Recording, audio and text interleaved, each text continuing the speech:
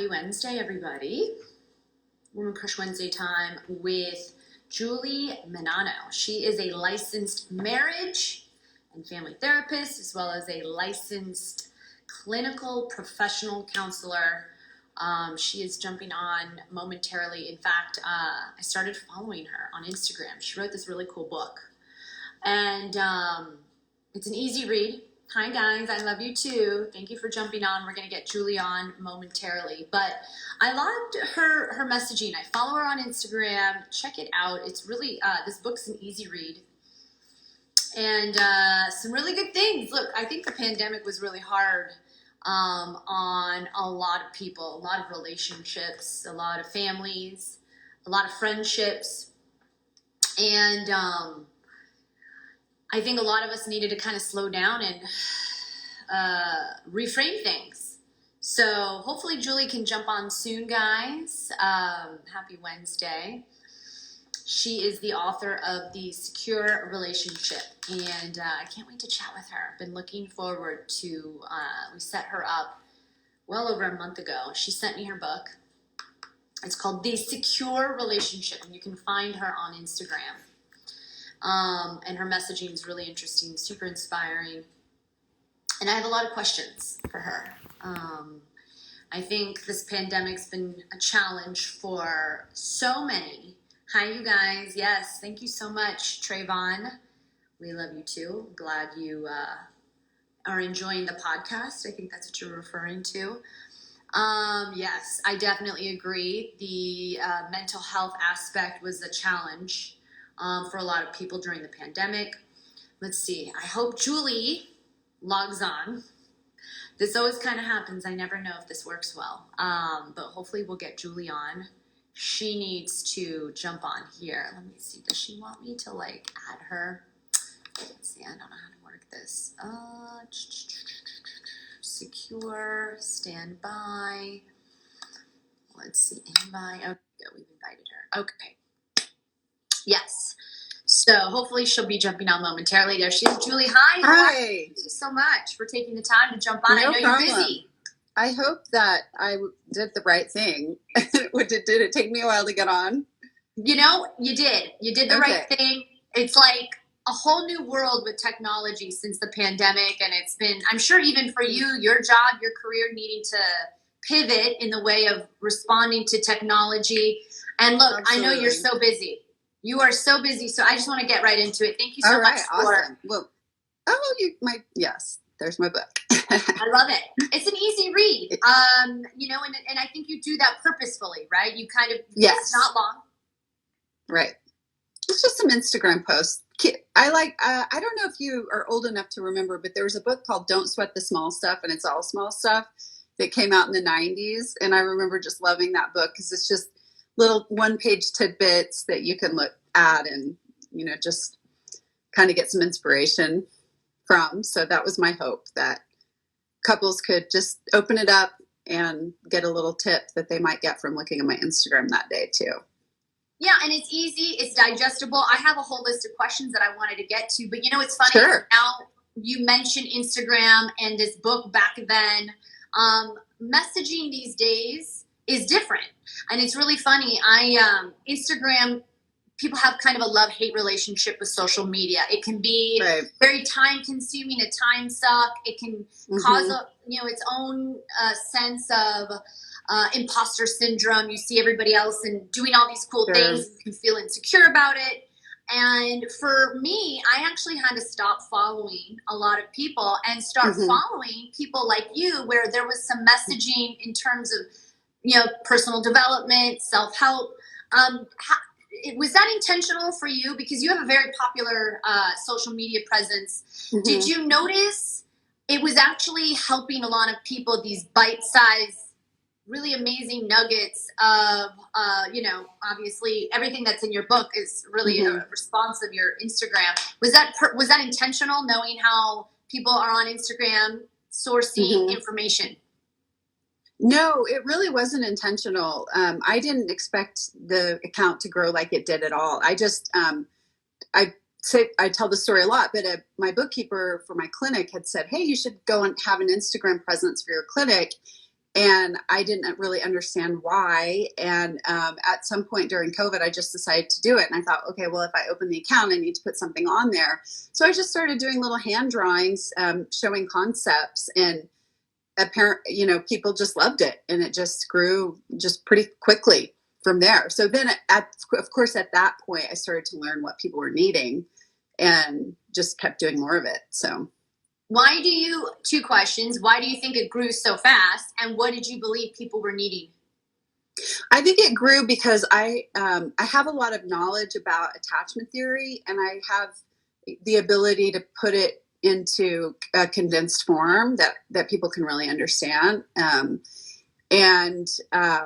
think that people really needed to understand their relationships through the lens of attachment theory, because that's what I do with couples, and I see it's so successful just working with couples. So it's been really great to be able to help people access that information that's kind of been locked up in the therapy room for so long. I mean, I know there's the book Attached came out, and that helped people understand more about it, but it wasn't, that book definitely didn't go too deeply into what couples can actually do to heal their relationships. So so I again, I was really shocked that it actually helped people. If you would have asked me, 2 years ago, can an Instagram account actually help couples heal? I would have said, no way, you need therapy. So I'm learning, though, because I get so much feedback from couples saying, oh my gosh, this has changed our life. And of course there are couples who do need that extra level of help, but I was as shocked as anybody else that it was actually that helpful, and I'm so glad it has been, and that's what keeps me going. So and I love it. And people are asking, this is the book Secure Relationship. It's so great. It's such an easy read, and it really does help. I think you talk about attachment theory. I had an opportunity to kind of learn about my attachment. I think I'm dismissive avoidant. Okay. Or at least I think I used to lean dismissive avoidant. And so what that means for me in the work I've been trying to do is like really lean into confrontation compassionately, and try to find the moments that I'm triggered where I want to scram and like really just try to sink into the discomfort of conflict and confrontation. And I think too, being a female, we often struggle like asking for what we think we deserve, a pay raise, a conversation with our boss. I mean, it's so many different aspects of our life. And as a sports broadcaster, I'm around a lot of men, so that can lead to some intimidation or thinking that we're not equal, and really question myself when I feel like I'm falling into my dismissive avoidant habits or patterns. Let me ask you about the pandemic. Sure. I really started investing in my mental health, my self-care. For me, self-care is not a bubble bath. For me, self-care is like my emotional well-being. And it can be different for everybody. And if it's a bubble bath for you, then that's great. But how do you feel the pandemic affected relationships? And how do you feel the pandemic affected individuals? Because for me, yes, the pandemic was awful. Like I had a lot of loss and a lot of trauma, but I really found myself slowing down and kind of questioning why I'm on the hamster wheel in the first place. Absolutely. Yeah. Well, to answer your first question, I mean, couples really need a balance of together time and away time, and in order to actually feel close to each other, because each partner needs to be going out into the world and having experiences that they can bring back to the relationship and have novel information to share. And when that's not happening because we're, stuck in a house together and having every experience be the same, that creates an imbalance, and imbalance always leads to conflict. And then just the whole stress of it. Otherwise, people having sick relatives and, just not being able to live their normal lives. It's all stress, and stress just makes the likelihood of conflict a lot higher because people aren't feeling regulated within themselves. So when we're not feeling regulated within ourselves, there's a really good chance it's going to show up in the relationship. And if couples don't have the skills to manage that stress between the two of them, then you're just layering problems.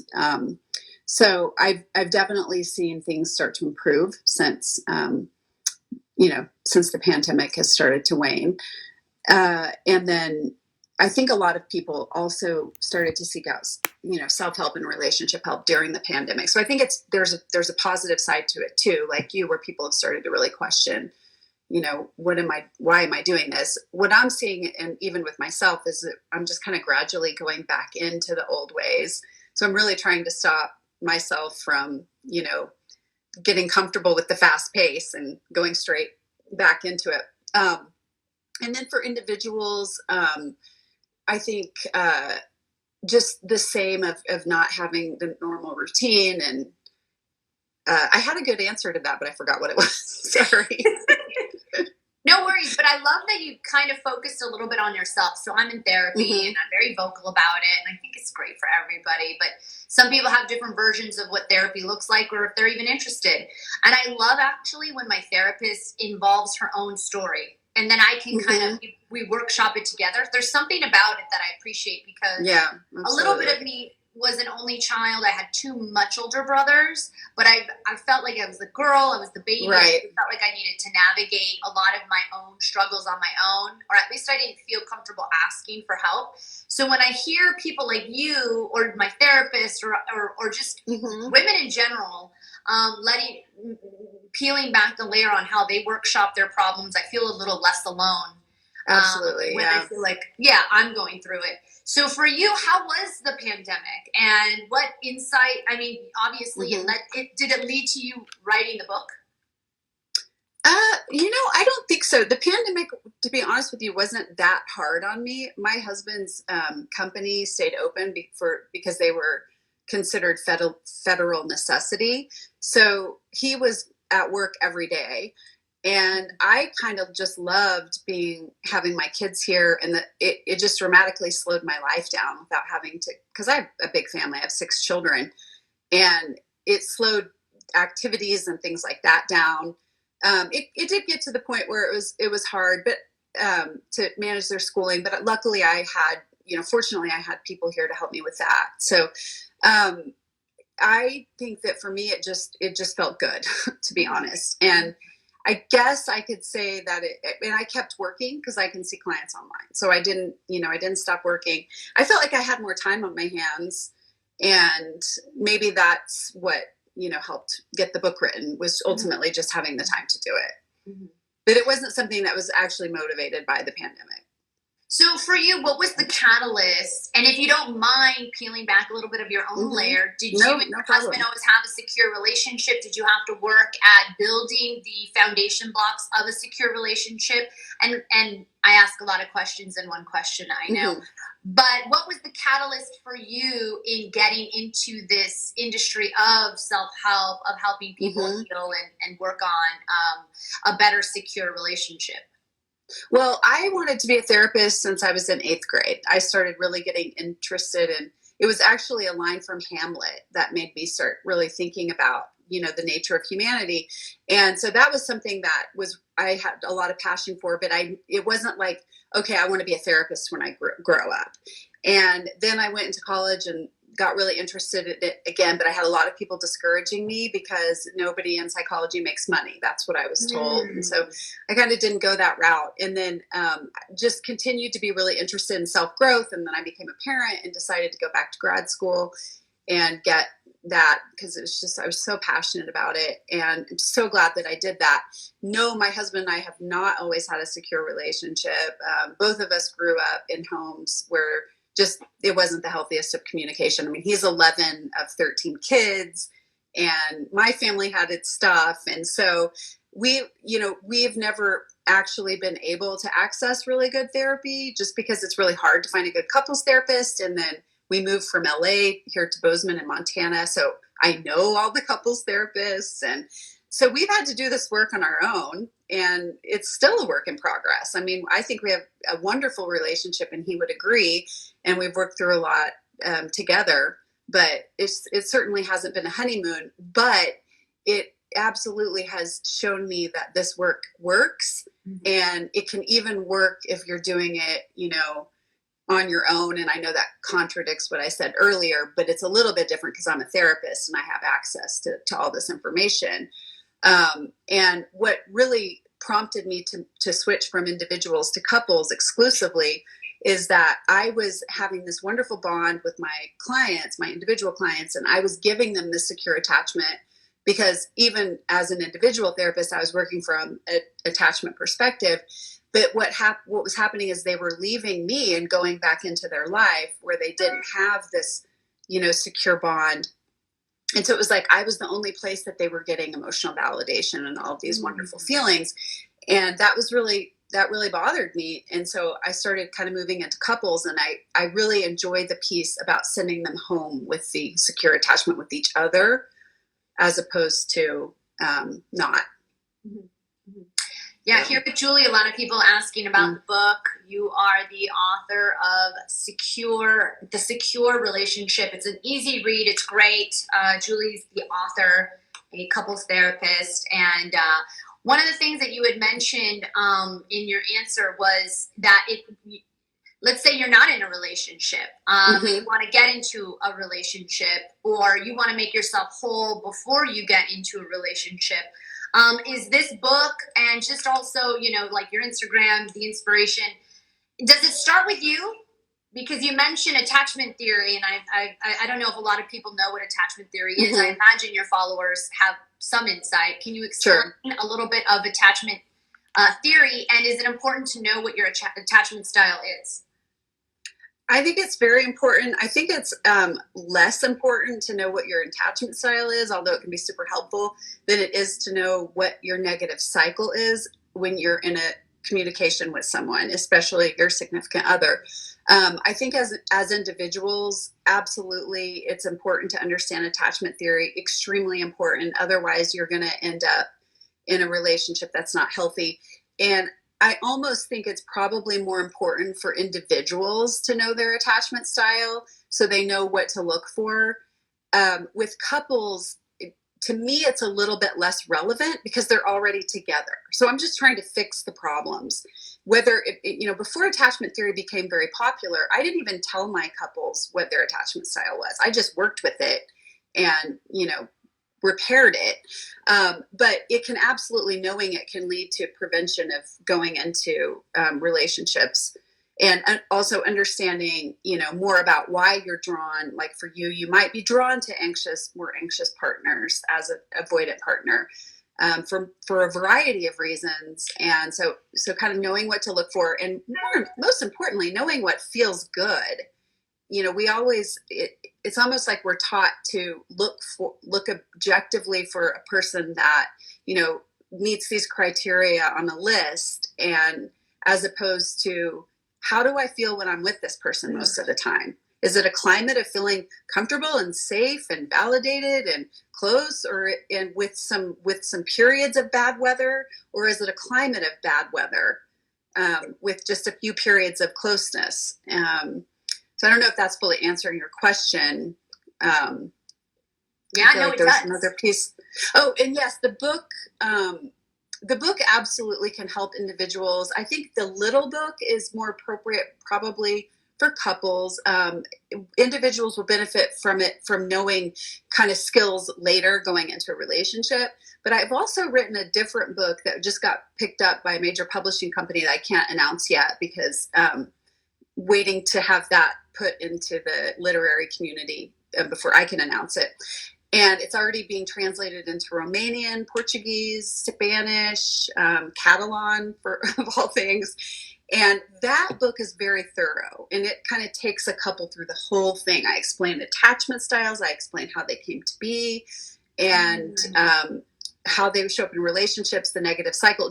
It basically is the course of therapy I take a couple through in a book format. And that book, I think, is really important for individuals who aren't yet in a relationship, just to kind of really see it all play out. And I love that because, like I said, I was introduced to your work through Instagram. I started following your messaging. It really resonated with me as I wanted to kind of just understand my childhood patterning. I think, do your attachment styles become apparent by the way your parents parented you? Yes. Okay. Absolutely. Now, there is a caveat to that. Some people will have, relative security and they'll go into a relationship with someone who's not so secure. It doesn't happen as much as I think people think, and that can like elicit an anxiousness from them. Or if they're super anxious, it can elicit avoidance from them. For the most part, though, we're picking this up during our childhood. Anxious children typically have parents who, what kind of defines the attachment climate is, can I reach to you, and are you accessible when I need emotional connection or comfort? And are you accessible most of the time? Like, nobody's accessible all of the time. So for anxious children, their parents were accessible enough, but not predictably. So they knew what the good stuff felt like, but they weren't 100% sure if they would ever get it. And so it creates a sense of anxiety. Are you going to be there for me? Are you going to be there for me? And a lot of kind of like some testing behaviors, tantruming, things like that. And then as it gets older, as they get older, it just shows up in different ways in older children. And then avoidant children, what they learned early on is, this is speaking generally, is that there's really no emotional support. There's really no one to go to talk to me about emotions. There's really, kind of on my own here. And so they just stopped asking for it. And then they also get messages, you're weak if you need help. And so they then associate closeness and reaches for comfort with I'm flawed or I'm weak. And so they try really hard to be needed and to be loved in other ways, like success, things like that. And then you have disorganized, which is a whole other category of a lot of chaos and a lot of times abuse. And then the secure child, they have a very safe sense of security within that. I'm going to be able to reach to an older, stronger, wiser person, and I'm going to be able to get connection and comfort when I need it predictably. And so they just kind of have a sense of trust in other people. I love that. Yeah. Yeah. And I think, if I were to look back at my life and my parents, and, they're immigrants from Italy or immigrants from Ireland, and one was in the Navy. And I think that nature, which is so common, and I want to remove the shame that we feel just because we wish we were different. I mean, these are all, being triggered is a great tool to understand what it is that's happening and what was the absolutely connection to the past. And I want to forgive for those of you watching. Oh, and by the way, people are asking when the book is coming out, your new book. May 2023. Okay. And at this point, it's called Secure Love. I'm not 100% sure if when we start the editing process, if that will change. But at this point, it's called Secure Love. If you're comfortable, did you always have your own secure attachment, or what did you lean towards something more? Definitely, I was anxious attachment. Okay. Definitely, yeah. And you think that was because when you were young, your mom or your dad sometimes were there, sometimes they weren't. Were they in like this world that you're in terms of self-help therapy? And no, it was a pretty dysfunctional environment. And I think they would agree with that. And I don't, my goal is never to take away the good from someone's childhood, because for most people, there are good things. I mean, I wouldn't be sitting here today if my parents hadn't had strengths, right? And so I don't want to take away the good. I just want to help people with what's not working, with the stuff that they picked up that's not working in their life. But my childhood was relatively probably more on the dysfunctional side than not. And so I did have a lot of growing to do. So I've done a lot of work on myself. And I'm really proud of that, actually. And I think that's why I have so much belief in what I do, because I've experienced the healing and growth process personally. So.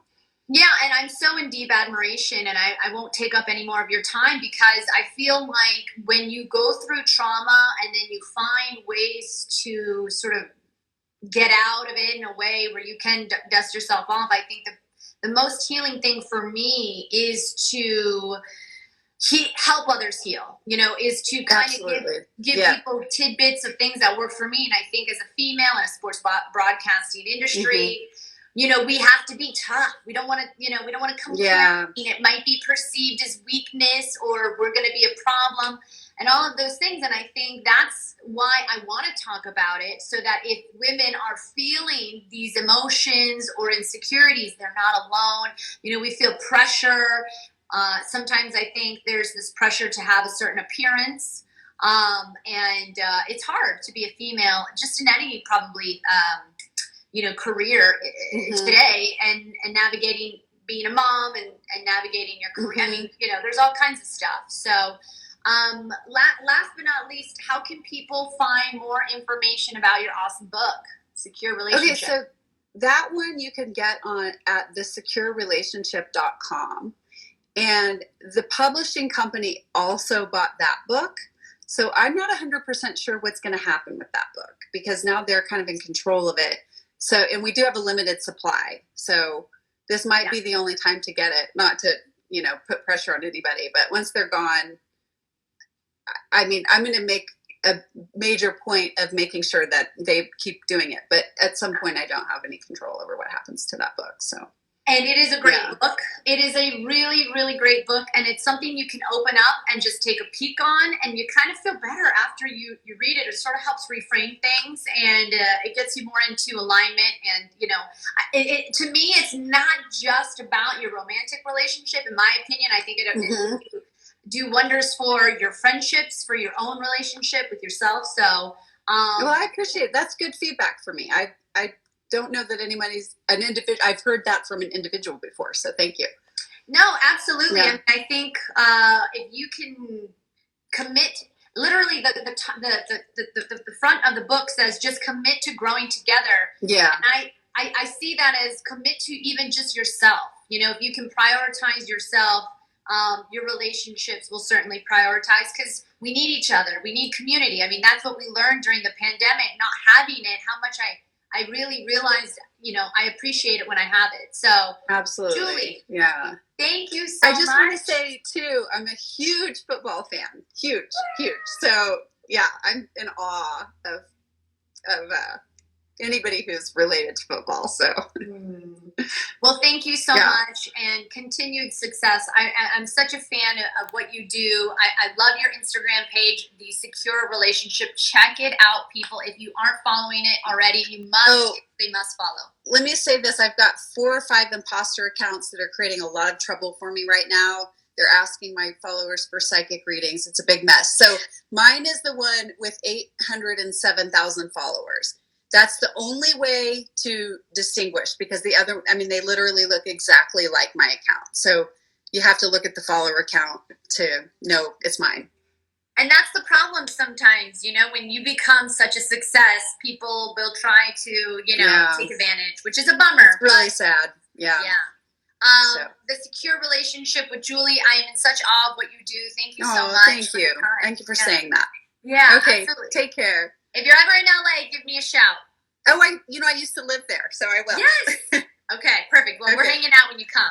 All right. Absolutely. Take care.